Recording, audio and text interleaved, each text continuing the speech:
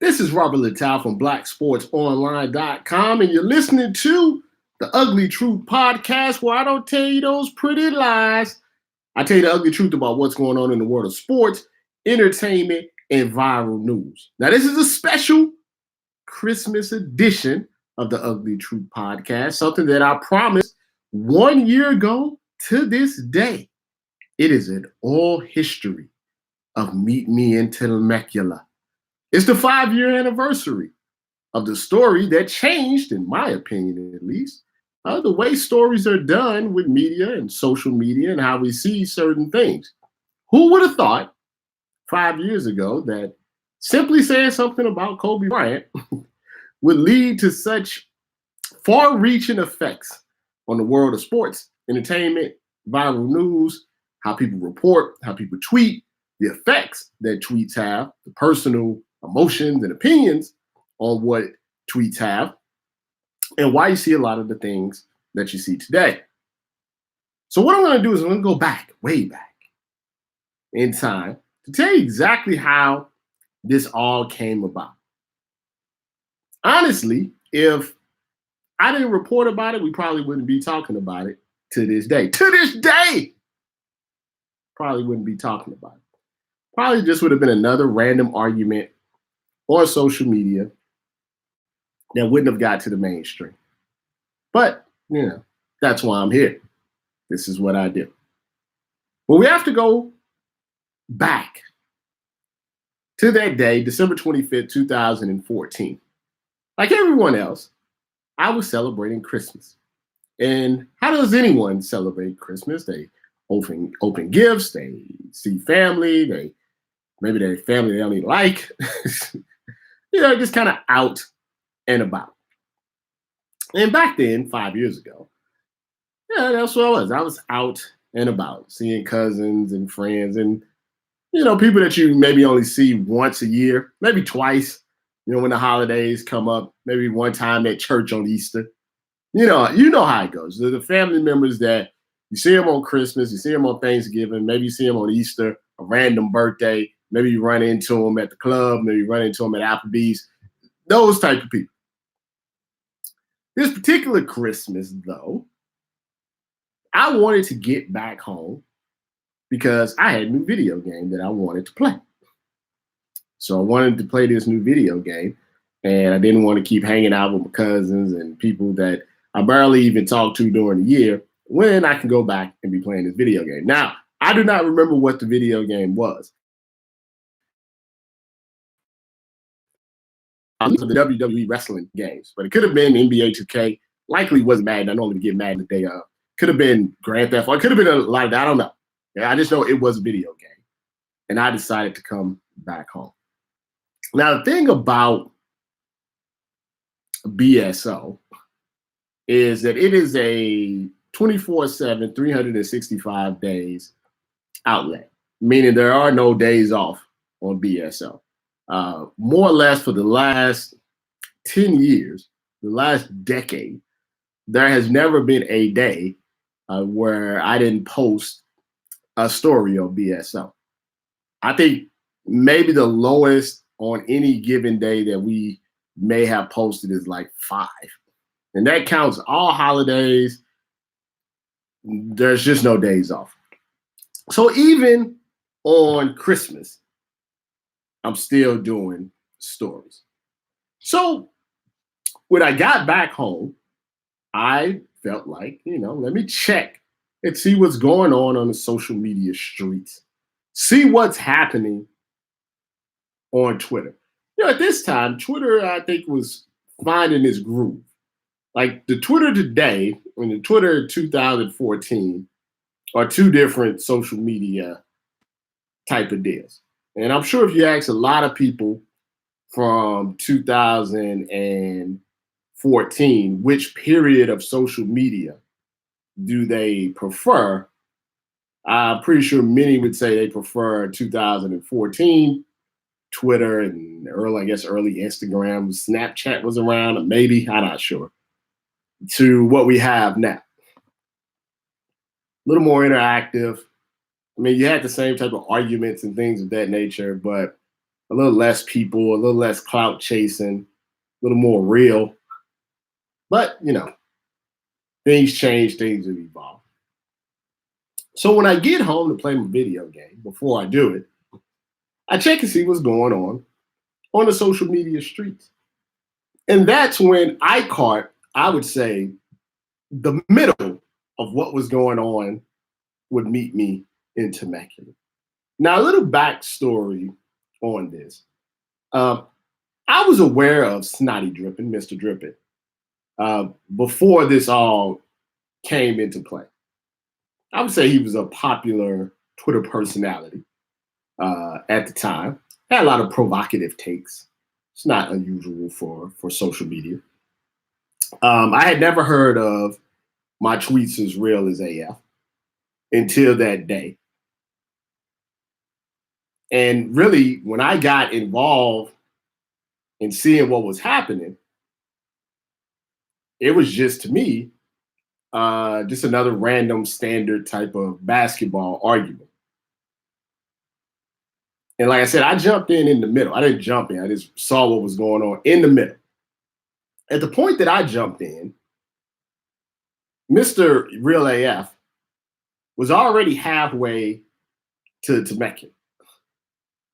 He was in the car taking pictures and was already driving to Temecula to beat up Mr. Drippin.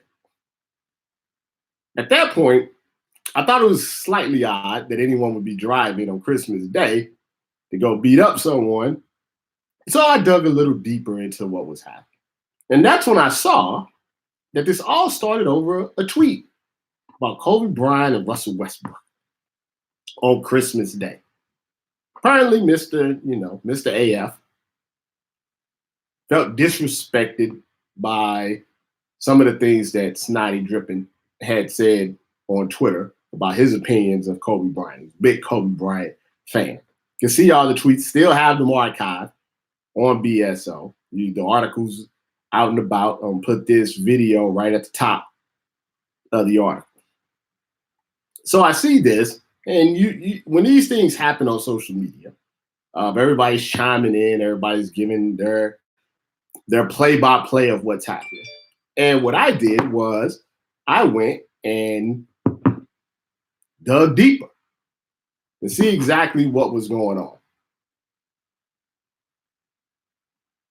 Sorry, I just got to check the messages because you never know when news is breaking. And I thought maybe they had some sort of history together. AF getting in his car. I saw the videos and pictures of him on his way to Temecula. I saw Mr. Drippin saying, come on, and we're going to fight and all of this good stuff. Eventually, Mr. Drippin lets it be known that he's actually in Arizona or something. And Mr. AF had driven all the way to Temecula and for no reason at all. No fight. The whole thing was ridiculous. The whole thing's ridiculous, especially on Christmas Day. The whole thing was ridiculous. Now, at that point in our world of social media, you didn't see a lot of stories generated simply by the tweets of individuals on social media. This is a key component of what's happening here. If a media person tweeted something, an athlete tweeted something, it was just getting to that point where people reported on social media activities. It's not like now where someone like Janoris Jenkins can call someone a retard and it has long-reaching effect and get them cut from a team. In 2014, you might be able to get away if you was an athlete with calling someone a retard and wouldn't have as such a visceral effect. When it came to actual individuals going viral from their tweets, that didn't happen in a sense outside of the Twitter world. It was contained. It was inside the bubble. It never went outside the bubble. You never saw people talking outside the bubble about it. Now, in 2014, as an outlet that was seeing the changes in how media was trying to be more like independent media and getting their viral news and their, embrace the debate type of stuff, I was always looking for ways to be one step ahead, be one step ahead of the type of content that would continue to make BSO interesting to people, but differentiated from the mainstream media. Now, I can't tell you exactly what in my head said, this is a story worth doing on Christmas instead of playing my video game or whatever it may be. I'm not sure exactly what in my mind said, you know something, people might find this interesting to see on a broader scale, to have it broke down so people understand exactly what's happening. Because one thing with social media, especially with Twitter, is because you can't write an entire story in one tweet. Sometimes it's very difficult to keep up with what's happening if you just, like I was, that just popped in and saw some dude driving to Temecula. So in my brain, which, praise my brain, it was like, let's put it all together for the people who want to know what's going on. So that's what I did with commentary, because I'm a sports reporter. So I organized the tweets to the best of my ability, and then I gave little funny commentary about what was happening. I thought it would be interesting. I didn't exactly understand how big it was going to be. So what ends up happening is I do the story, and one thing that I can always see is when because we have all these apps and everything now. So there's a thing you can always see, real time what people are reading on the site. I don't know if you ever knew that, but everybody has something. Every site, just like TV has ratings, every site has something where they can check and see what people are reading in actual real time. Like I know right now, people are reading that DeJounte Murray story about NBA young boys girlfriend. I can see they're reading about Kawhi and Uncle Dennis. I can see those are the top two stories that people are reading, right now. And so at that time, I don't think you could do it on your phone back then, but at that time, you can go to a website, you can see what was happening. And then this is what I saw. Christmas is Christmas. So you don't expect big traffic.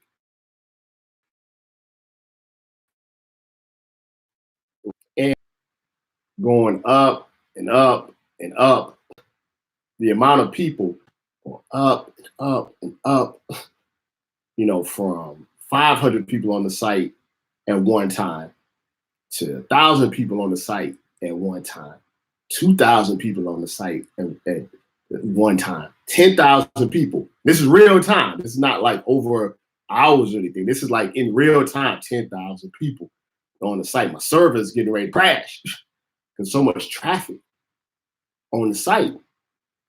I'm like, people are really into this. Unbeknown to me. And you know why it was unbeknown to me? Because I had started playing my video game. I had posted the story and then went about my business. Little did I know, the retweets and the likes and Facebook and everything was going crazy. And then Deadspin picked up on the story. Once Deadspin picked up on the story and linked it back to me, the chart is going higher, higher, higher, higher. The BuzzFeed picked up on the story. SB Nation picked up on the story. And higher, higher, higher, because I'm the first one that did it. So they outsourced me. Higher, higher, higher.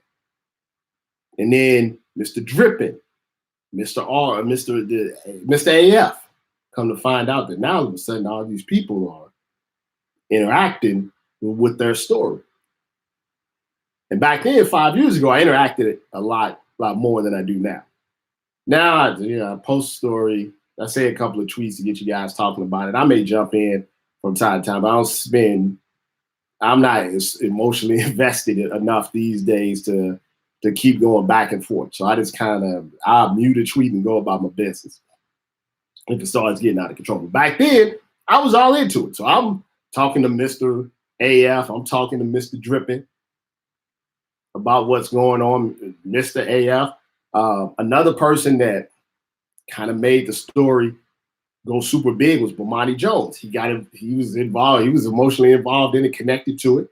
The story gets bigger and bigger and bigger. And the next day, now all these outlets are picking up on the story. They're interviewing Mr. Drippin, they're interviewing Mr. AF. Mr. AF realizes, hey, this is an opportunity for me, decides to release a diss track, which is not actually that bad if you go listen. It's on YouTube. There's a diss track out there where he disses Snotty Drippin and a bunch of other people. He shouts, disses me in the track too. It's not bad. I think he released two, but the first one was pretty good.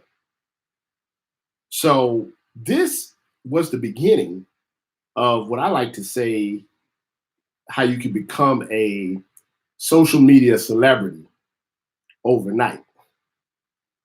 Like, it's more common these days, but back then it wasn't so common. It actually led to a whole genre that I created called Twitter stories. And that's basically when people do something crazy on Twitter or tell a crazy story on Twitter, and they become stories that catch on in the mainstream. A good example of one that is like super crazy, I think it's gonna be made to a movie, is like Zola. But there's been so many, and don't do them as much. Like anything, this has always kind of been my thoughts on things, is don't do as much anymore, because once they get watered down, like the uniqueness of it kind of go away. But there was so many, fly out ones, and there was a lot from probably 2014 to 2017. We were doing Twitter stories maybe once a week, and it all reverts back to Meet Me in Temecula. Now, a couple of things afterwards. So after Mr. AF drops a diss track, Snotty, whatever, does his thing, I never forget. I forget exactly what it was. That kind of was contradictory. I never forget what happened. I just don't remember exactly when it happened. But I remember I got an email from an ESPN producer, and they were like, you remember, you did that story on Meet Me in Temecula. We're going to be doing a Sports Center feature on it. And just wanted to, ask you a couple of questions and da. Of course, they want to put me on the feature, but that's a question. Now I was like, really? Really? The Sports Center feature on it? That's pretty big. Kind of showed me how you could take things from a ground level and they can get big enough. Once again, stuff get made into a movie. You get on Sports Center. You do interviews. I know Mr. AF did a ton of interviews after. Snotty did a few interviews after. People have asked me about it literally every year since it's happened.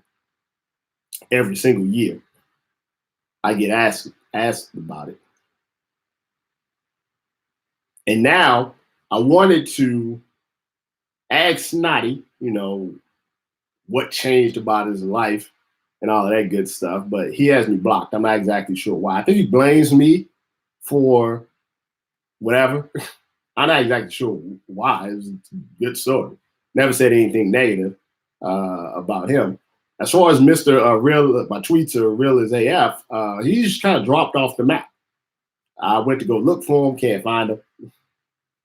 Don't know where he's at. The interesting thing about when he left to go to Temecula was Mr. Real, my tweets real as AF, he had a family. He had like kids and a wife at home. Like I just recently got married. Most of you know that. Woman of my dreams, Alexis. Most of you guys know her.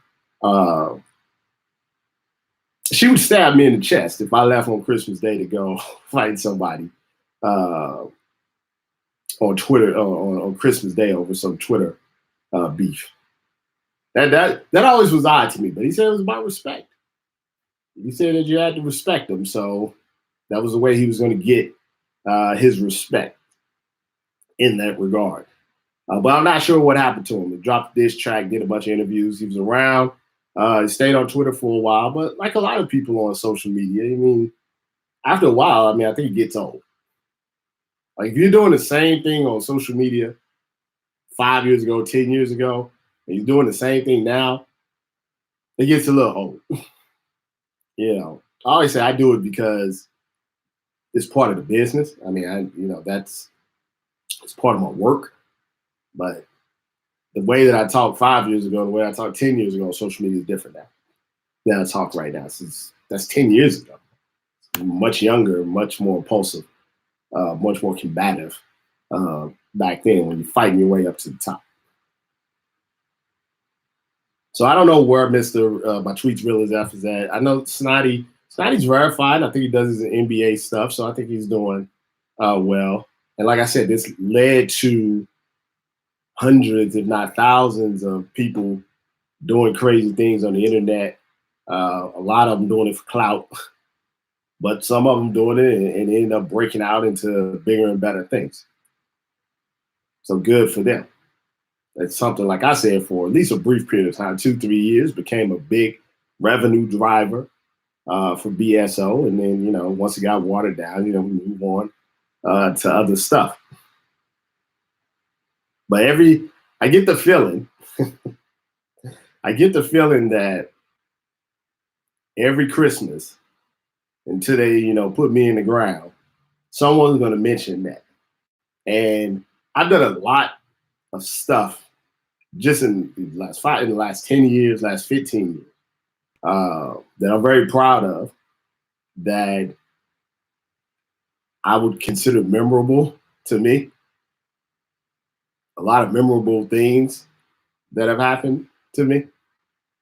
But it's just funny to me that probably the thing that's going to be most memorable to everybody else is Meet Me in Temecula. But hey, you got to be known for something. You might as well make it a little bit funny. So good luck to Snotty Drippin'. Hope he's doing well.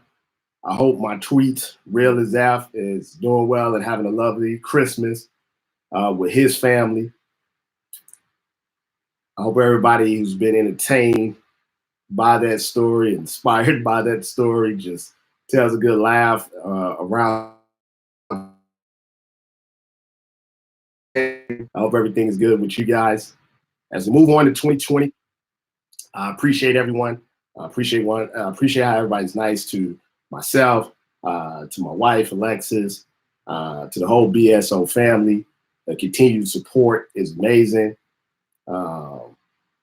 Obviously now on TMZ, on FS1, through the week, so people who watch the videos, retweet about the show, who supported me through all of that.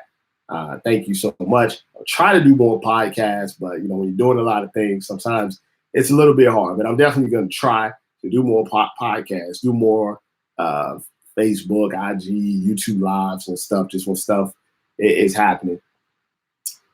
And I just leave you with this. In 2014, when someone said Temecula, Meet Me in Temecula, I wasn't living in California at the time. So I didn't realize the drive times in these type of situations. Now that I stay here, you gotta be pretty crazy to go and drive to Temecula. I mean, it's not close, depending on where you're at. It was about Temecula, like from where I'm at, which is about 40 miles outside of downtown LA. It's probably another 80 miles to Temecula. So you got to be a little crazy for that. So Mr. Real as F, my tweets are real as F. You're watching. I still respect you for standing your ground and giving us a great story of all time. But my man, you're a little crazy for that. Merry Christmas. Happy New Year. Please drive safe. Designated drivers, Ubers, Lyft. Don't want to see any bad stories or anything on this. Live to, another day. Let's get to 2020 and let's get it.